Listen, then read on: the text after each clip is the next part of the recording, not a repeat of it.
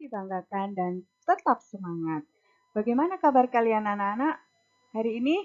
Semoga kalian tetap semangat dan dalam keadaan sehat walafiat. Hari ini kita akan belajar tentang sistem pernapasan pada hewan, ya. Nah, hewan bisa bernapas menggunakan apa saja? Kalian bisa pelajari pada materi hari ini. Sudah siap ya anak-anak? Sebelum kalian memulai menyimak materi Bu Putih pagi hari ini, kalian bisa menyiapkan buku paket, buku tema 2, subtema 1 halaman 4 ya. Di situ ada bacaan pernapasan pada hewan ya.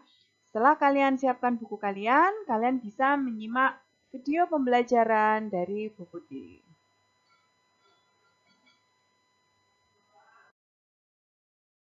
Nah,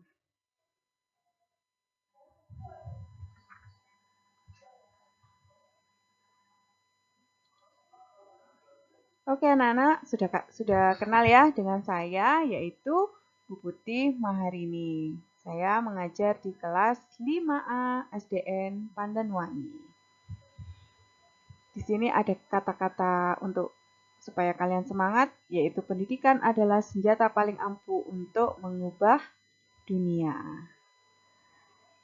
Jika kalian ingin mengirim pesan atau bisa ke email Bu Putih, yaitu putihmaharani83@gmail.com. Nah, oke anak-anak, siap ya untuk belajar hari ini? Ya, kita lanjut. Nah, tema 2 kali ini kita akan belajar tentang udara bersih bagi kehidupan atau bagi kesehatan. Subtema 1, muatan pelajaran yaitu ilmu pengetahuan. Kita akan belajar yaitu KD 3.2 dan 4.2. Yaitu tentang sistem pernapasan setiap jenis hewan berbeda-beda. Sistem pernapasan hewan disesuaikan dengan tempat. Nah, di sini ada pertanyaan. Apakah semua hewan berikut memiliki sistem pernapasan yang sama? Nah, kalian perhatikan ya, di sini ada gambar ular, kemudian tawon, ada ikan, kemudian ada katak, ada kambing, burung, kemudian ada. Sekarang kita bahas satu persatu ya. Kalian bisa buka buku paket kalian halaman 4, yaitu alat dan sistem pernapasan pada cacing tanah. Cacing tanah bisa disebut dengan vermes atau bahasa latinnya yaitu vermes. Cacing tidak mempunyai alat pernapasan khusus. Cacing bernapas melalui permukaan kulit. Kulit cacing selalu basah dan berlendir untuk memudahkan penyerapan oksigen dari udara. Oleh karena itu, cacing menyukai tempat lembab untuk menjaga supaya kulit tubuhnya selalu basah dan bersih. Lanjut, yang kedua yaitu serangga. Ya, di sini ada contohnya yaitu sistem pernapasan pada serangga atau insekta. Seperti hewan lain, serangga bernapas dengan menghisap oksigen dan melepaskan karbon dioksida. Namun, alat pernapasan serangga berbeda dengan hewan lain.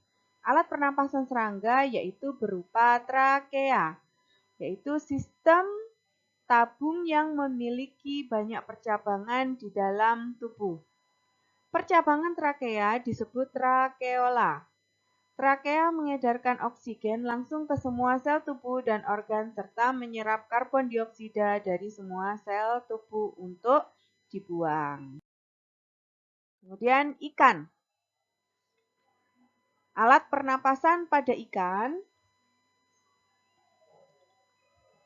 Nah, ikan bernapas dengan organ khusus mirip saringan yang disebut insang.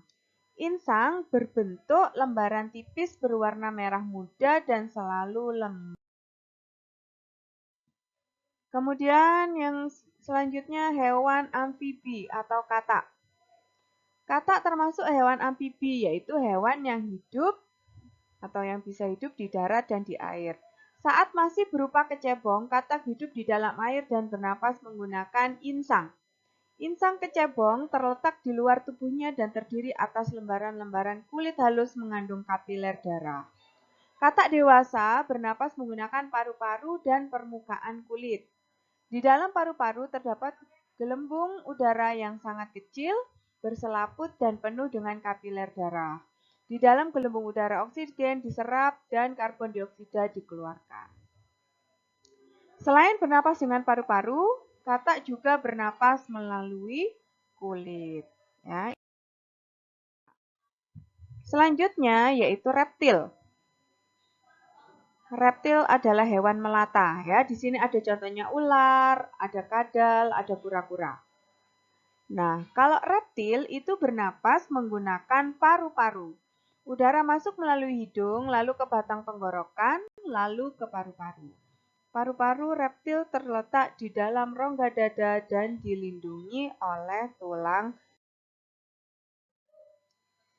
Selanjutnya burung.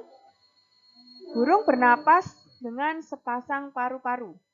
Paru-paru burung terletak di dalam rongga dada. Udara yang mengandung oksigen masuk melalui lubang hidung pada pangkal paru sebelah atas.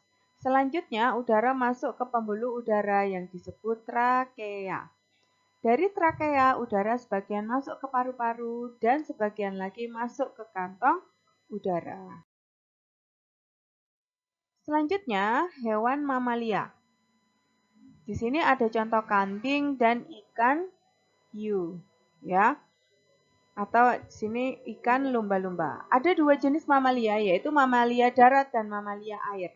Mamalia darat misalnya kambing, sapi, kerbau, dan kuda. Mamalia air misalnya paus, duyung, dan lumba-lumba. Alat pernapasan mamalia darat terdiri atas hidung, pangkal tenggorok, batang tenggorok, dan paru-paru. Sedangkan pada mamalia air, hidungnya dilengkapi dengan katup.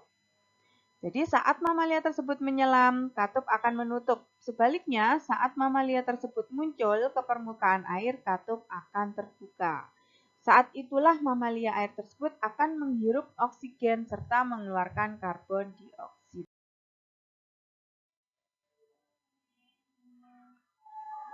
Nah, berdasarkan jenis sistem pernapasan pada hewan yang berbeda, maka setiap hewan memiliki sistem pernapasan yang berbeda-beda, disesuaikan dengan tempat.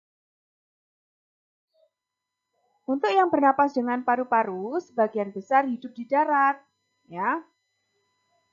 Di sini contohnya ada kerbau, kemudian ada monyet, ya. Kemudian ada ayam, ada kambing, dan sapi. Ini merupakan contoh hewan yang bernapas dengan paru-paru. Sekarang yang bernapas dengan insang, ya. Kalau yang bernafas dengan insang, berarti hampir semua rata-rata hidup di air. Di sini ada lele, ya.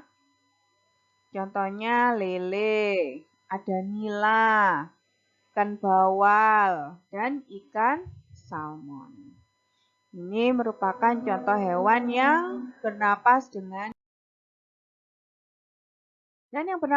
trakea. Nah, di sini ada contohnya, yaitu ada capung, kecoa, jangkrik, kupu-kupu, dan semut. Ya, diingat-ingat ya anak-anak, ini adalah contoh hewan yang bernafas dengan trakea.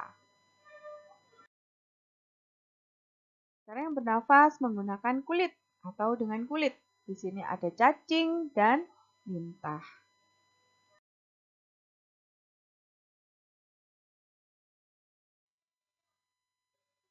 Oke anak-anak, sekian penjelasan dari Bu Putih untuk tema 2, subtema 1 yaitu tentang pernapasan pada hewan. Nanti akan Bu Putih kirim tugas untuk kalian di WA Group ya. Terima kasih kalian sudah mengikuti materi pembelajaran IPA hari ini. Oke, tetap semangat dan sekian. Assalamualaikum warahmatullahi wabarakatuh.